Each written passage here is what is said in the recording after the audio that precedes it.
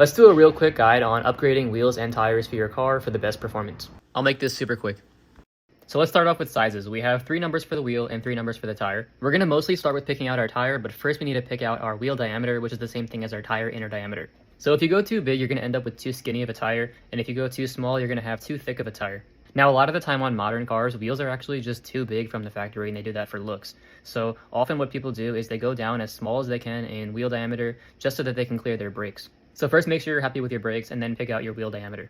So now we're going to focus on the tire. We have tire width and tire profile left. As far as width goes, a lot of the times you probably want to increase your width all around on your car if you're going to be racing it. You'll need the front width to help with braking and turning, and the rear width to help with power on rear-wheel drive cars.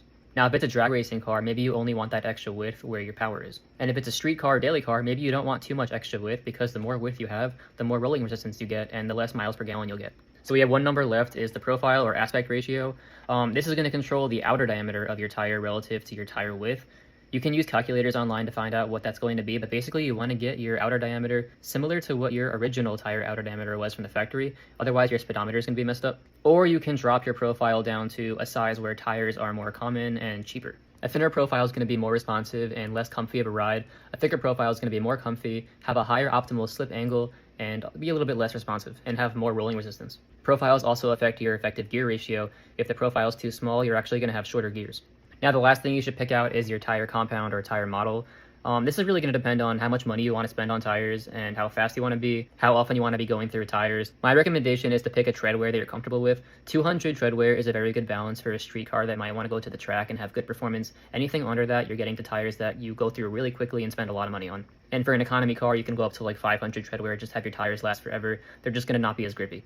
Then you also have to account for all season versus summer if you're going to be in the snow and whatnot, and account for the rain safety of your tread. So we're done with our tires. Now let's go on to the wheels, or rims as less intelligent people will call them. We have our width, which is going to be determined basically by what tire width you picked. There are calculators online that will tell you what the optimal wheel width is per tire width and profile. I say go to the higher end of that wheel width because you'll stretch out the tires a little bit more and get better response. Just don't go too wide and have super stretched tires. That's bad. Lastly, we have our wheel offset, which is basically how far the center line of the wheel sticks out from where the wheel mounts. So a more negative offset means the wheel is going to be farther from your car. This is going to be determined by how big your brakes are and the geometry of your fenders. You got to make sure that your wheels and tires fit in your fenders, but also don't hit your brakes. If the wheel that you want doesn't have the right offset that you want, then you can always add spacers to bring the offset out more. Spacers add negative offset. Okay, now the last thing is your wheel brand and model. So I recommend getting something light and strong. It's as simple as that. Or if you care about looks, then I don't really care about you. But my recommendation is RPF1. It's always the answer. It's super cheap, super light, super strong.